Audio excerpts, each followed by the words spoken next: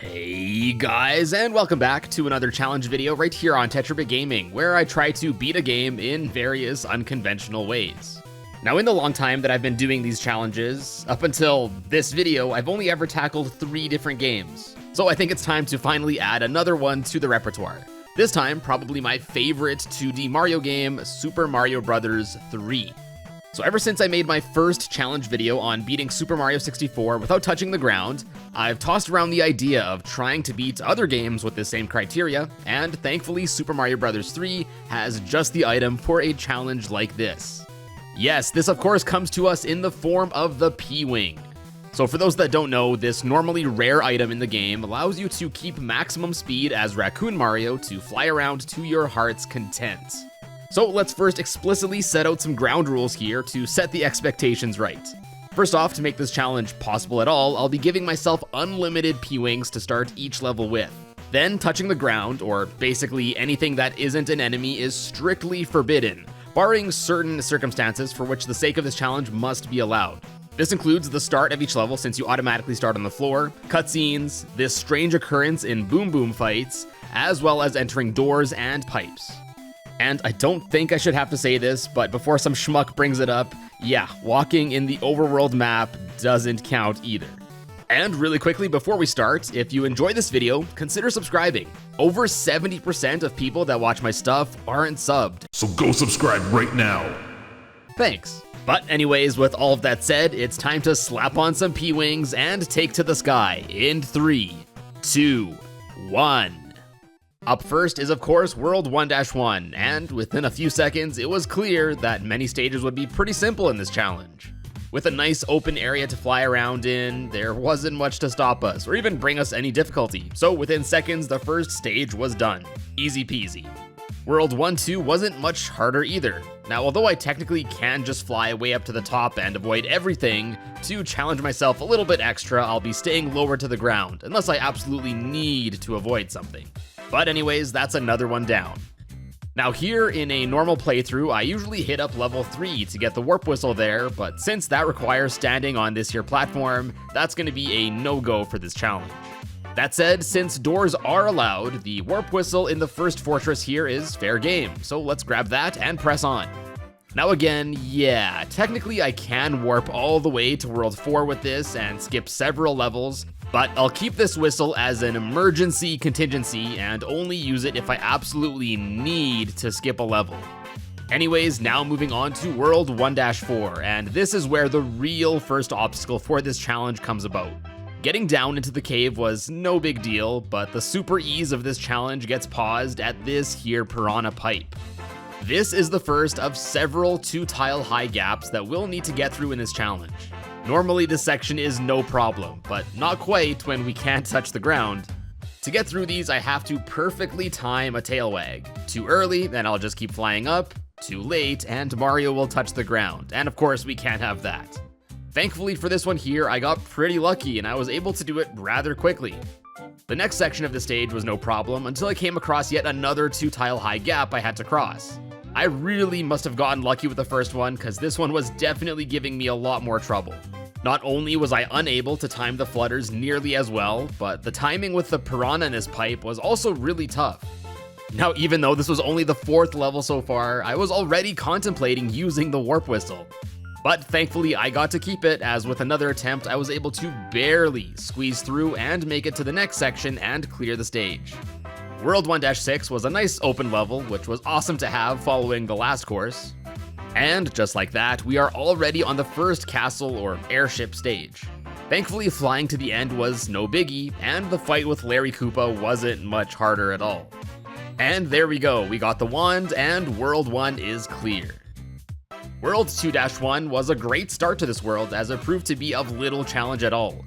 A few flutters here and there, and that's another course down.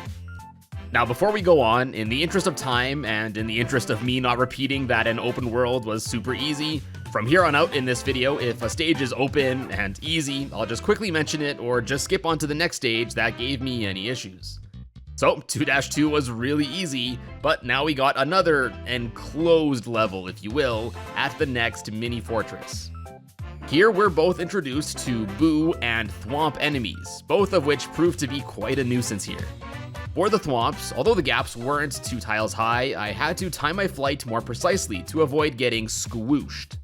Anyways, the first section, although tough, was manageable, but then I got to this section. Yeah, this isn't looking good. Not only do I have to deal with a 2-tile corridor, but there's also a Boo on my tail, and not to mention there's a Thwomp right before the gap, leaving very little room for error. I tried and tried several times to no avail.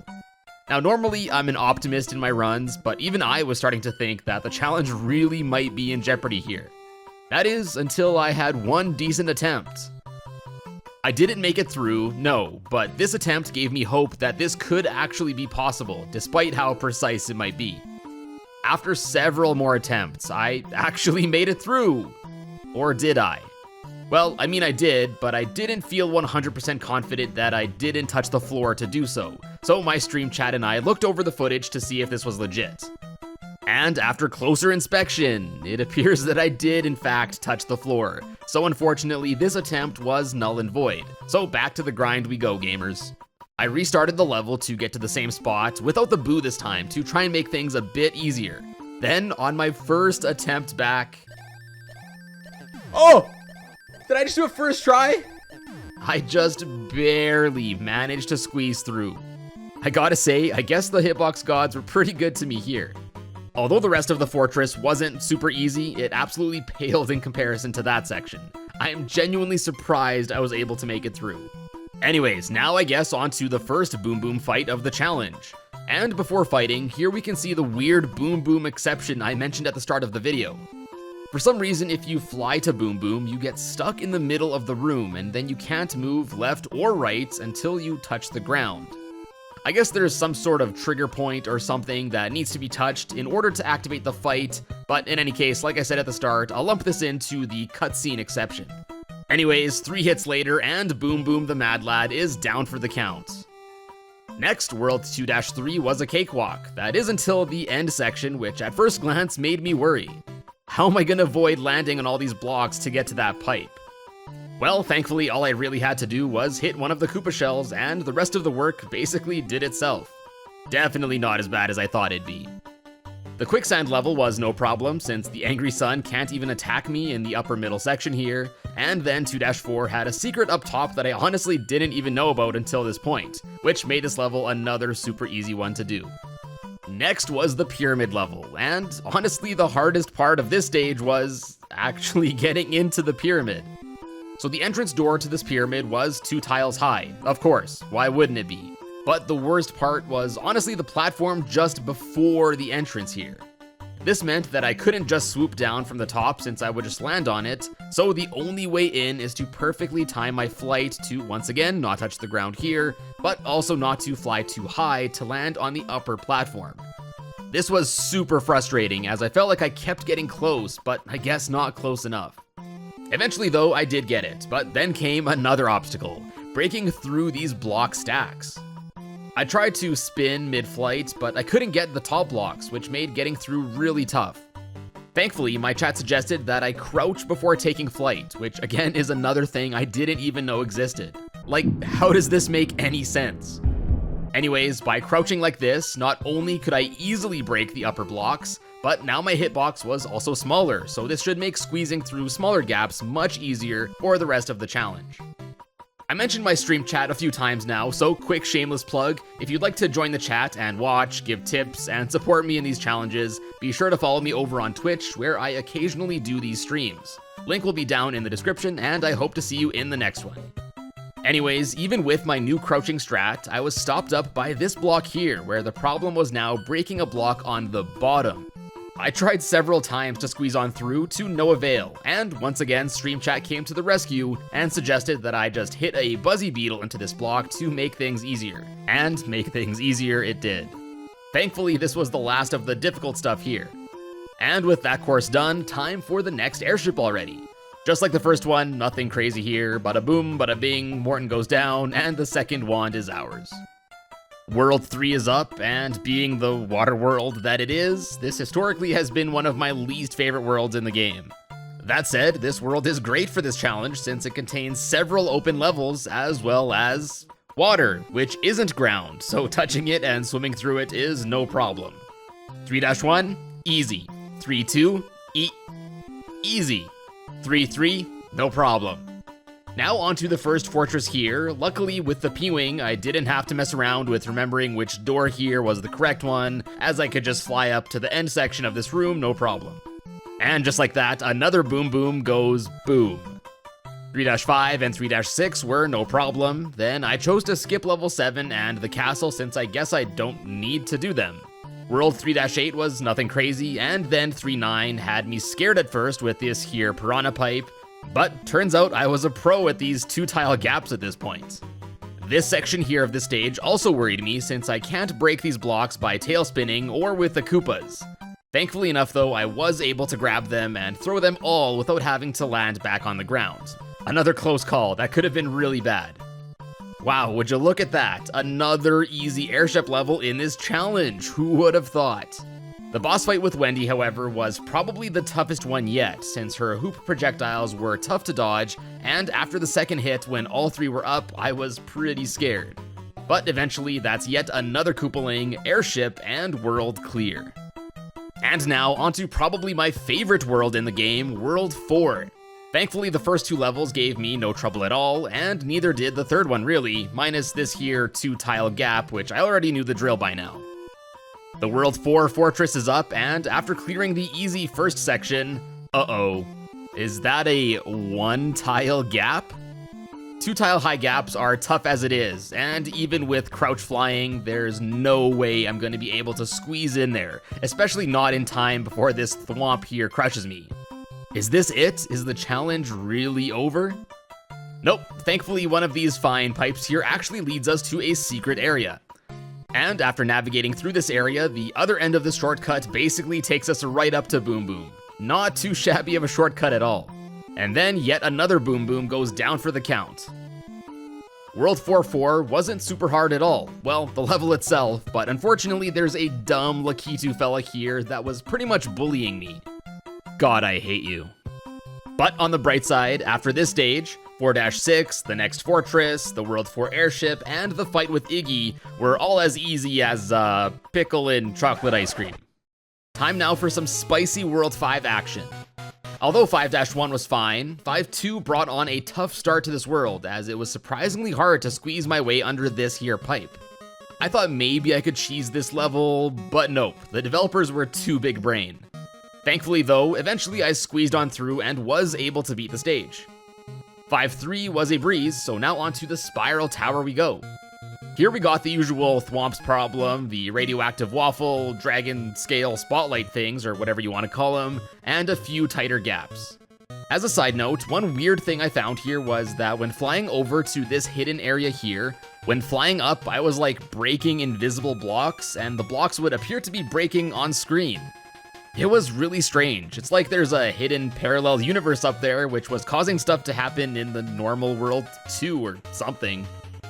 Anyways, after flying up to the clouds, we're now in the second half of World 5. The next few levels leading up to the Sky Fortress were all super easy, so now time to take on another beast. The tough part about this fortress is that in addition to the lava being on the bottom and on top of the stage, the Potaboo fireballs here not only jump from the bottom but also from the top, so I couldn't just hug the ceiling here like I normally would have.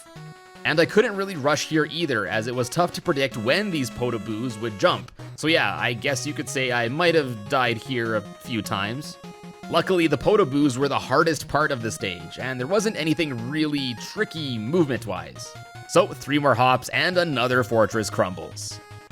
World 5-8 was fine, minus this really annoying Lakitu, which was pretty painful. Then World 5-9 had me on cloud 9 from how simple it was. Well, minus the flame chomps and Lakitus. Then another easy airship and even easier fight with Roy to get wand number 5. World 6, aka the world with the backgrounds that make my eyes bleed. Visual pain aside, 6-1 was easy, as were 6-2, the first fortress here, and 6-4. Unfortunately, all good things come to an end, and 6-6 was another grueling level. There were so many close gaps in the stage, and despite how good I was getting at this point, some of them really still gave me a lot of trouble. This all came to a head at this segment here with several piranha pipes. Thankfully this was swimming and not flying, so it was a bit easier to control my speed and movement, but on the flip side it also took me more time to swim past the piranha plants, so timing was more crucial than ever. And that's all nice and fun, but the hardest part about this corridor of death was the end section with the lone Cheep Cheep.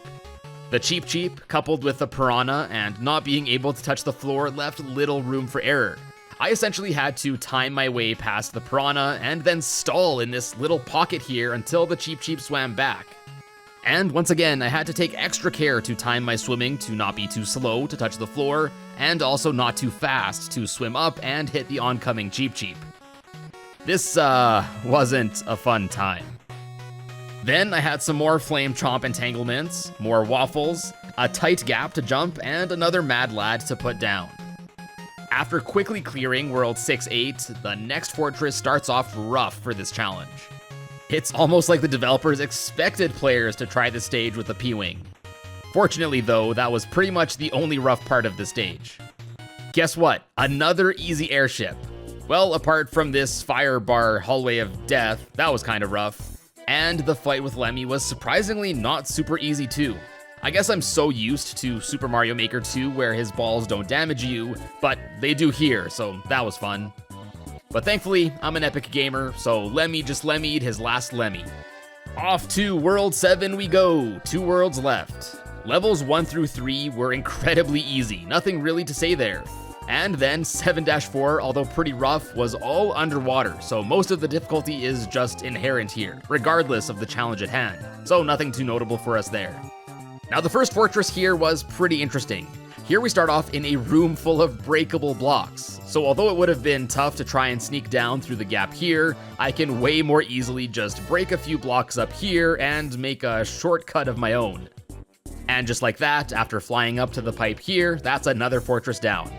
Now, although I've been able to pretty easily cruise through several levels so far, 7-6 is the first one that I was able to fly over a wall and straight up skip like an entire section of the level. After flying over, I kid you not, the whole level took no more than 15 seconds. Pressing onwards to the next notable stage, we have World 7-9. Which at first I thought I could skip over like I did in 7-6, but looks like the developers were cheeky here, and they expected players to do that, and they even teased the player with the pipe that you actually need to find. So after flying my way back, it was unfortunately time to head through the maze. The toughest part here was grabbing all the blue blocks to throw them out of the way, especially some of the lower ones which needed pixel-perfect precision to grab without touching the ground. But surely enough, I made my way to the end pipe and cleared the level. The second World 7 fortress is next, and after flying around, dodging more thwomps and piranhas, and evading boos, I was feeling pretty good. Well, that's certainly not good. Unfortunately, like the single gap we saw earlier, I don't think there's any way to sneak by this without touching the ground. So, to my dismay, this appears to truly be an impasse. But let's try to salvage this. Like I said earlier, we have a contingency plan. Now I already have one warp whistle, but let's go back to World 2 and get the secret one by breaking the rock up here to find the hidden area. Now with these 2 warp whistles, we can bypass the rest of World 7 and skip right to World 8, or as some like to call it, Hell. Mamma mia! Although the tank and ship levels are normally some of the most difficult stages in the game, with the ability to fly over basically the entire stage with ease, much like the other airship levels before this, they weren't much of a task at all. 8-1? Not bad at all. 8-2? Nice try, Angry Sun, but not today. And now we press on to World 8's fortress, or as I like to call it, fuck my life. This level is a nightmare, even on a normal playthrough for me, because I always get lost and end up going the wrong way. And yeah, this playthrough was no different. I wasn't having a good time, until my stream chat pointed out that I missed a door that opened up after hitting this here P-switch, and oh boy, here we go. After all that, unfortunately the next room is one where we have to crouch on this conveyor belt to get under these spikes, and yeah, there's just no way around this one. And so, once again, we reach another impasse. So, is it possible to beat Super Mario Bros. 3 without touching the ground? Well, actually maybe, in theory. Although another warp whistle won't help you here, if you do hang on to the Lakitu cloud that Peach sends you after one of the worlds, you could easily just bypass this level with it. So let's say all of my item slots weren't filled with P-Wings and I still had a Lakitu cloud and could skip this stage. Is the rest of the game doable? Well, the last tank level wasn't any more difficult than the other one, so with that, we're finally at Bowser's Castle, home stretch. And unfortunately, I'm saddened to say that this level doesn't last long. Unfortunately, shortly after starting, you have to get up to this section, which also forces you to stand on this donut block to progress. So after all that, and after getting so close, I'm saddened to say that no, even with unlimited P-Wings, Warp Whistles, Lakitu Clouds, and several ground-touching exceptions, it is not possible to beat Super Mario Bros. 3 without touching the ground. This being the one and only obstacle left, and it being so close to the Bowser fight, which I did go on to prove would have been possible, makes this loss sting that much more. That said, although most of this challenge wasn't super difficult, there were several instances along the way which commanded pixel-perfect movement and really tested my timing as well as patience. And yeah, mashing the A button to fly for almost 5 hours wasn't super pleasant for my thumb either. On the bright side though, at least I don't have to listen to the maximum speed sound anymore.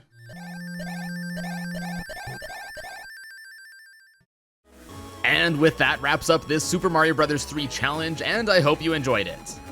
As always, if you did, be sure to slap a like down below, and check out some of my other challenges by clicking on the card right here.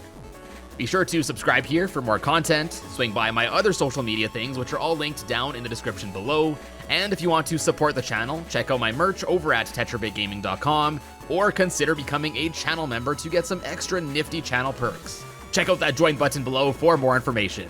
But as always guys, thank you so much for tuning in, and I will see you in a bit.